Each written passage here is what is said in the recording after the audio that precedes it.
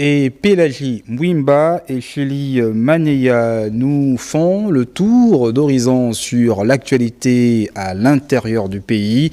Elles nous emmènent tout d'abord à Franceville, à Kolamutu, puis à Lambaréné et enfin dans le Grand Nord, précisément dans la province du Wollontem, dont voici le condensé. Dans la province du Wollontem, à Bitam, sur instruction du président de la transition, le ministre des Eaux et Forêts, par ailleurs natif du département d'Untem, a lancé le week-end dernier les travaux d'ensoleillement sur l'axe Nkolmongwa et Boman, long de 100 km.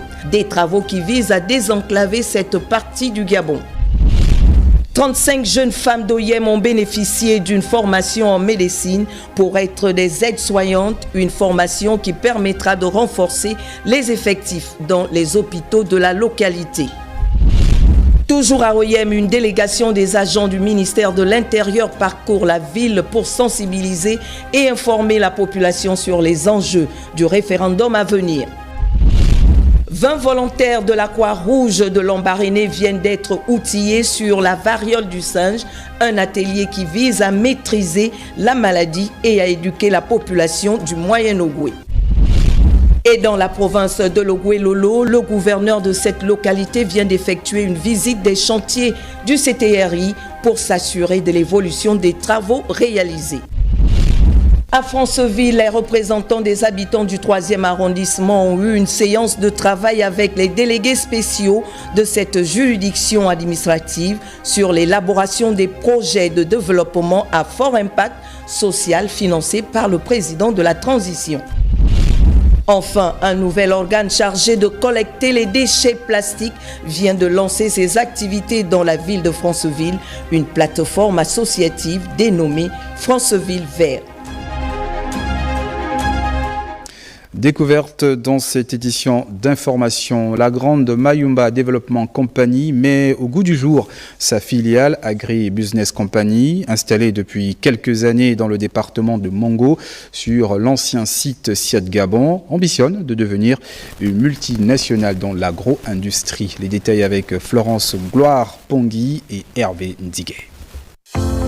Avec des investissements conséquents et une gestion 100% gabonaise, la grande Mayumba Agri-Business Company GEMAC est un ranch situé dans la province de l'Anyanga. Le ranch compte actuellement 4687 têtes de bovins réparties en 14 troupeaux d'environ 300 bêtes.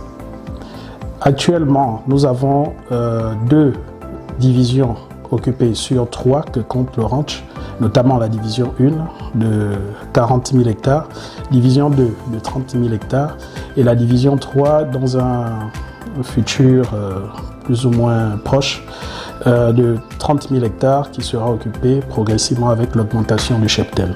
Dans le souci d'améliorer les conditions de vie des travailleurs et des populations environnantes, l'entreprise a mis en place des mécanismes afin d'assurer le bien-être de ses agents. Le ranch a cette particularité de permettre à ce que les agents vivent sur place avec leur famille. Donc, sur le ranch, nous avons actuellement un peu plus de 500 âmes qui vivent, des enfants et des femmes des agents, bien entendu. Ces enfants sont scolarisés parce que sur le ranch, il y a une école qui va du pré-primaire jusqu'en 5e année pour, n'est-ce pas, permettre aux enfants d'être scolarisés. Il y a également une infrastructure sanitaire, notamment 2 dispensaires et un économa pour permettre le ravitaillement en produits de première nécessité pour nos agents. Grâce à Grand Mayumba, c'est là qu'on gagne l'argent. C'est ce que nous on vient récolter ici. Là, ça nourrit tout le monde, tous les travailleurs, même à division 2. Ils viennent aussi ici, ils viennent acheter, on envoie là-bas. Rachetée à Siat Gabon depuis 2021, la grande Mayumba Agri-Business Company ambitionne de devenir une agro-industrie de classe mondiale fondée sur la science et axée sur l'organisation du capital naturel grâce à une intégration éthique et durable avec l'écosystème naturel.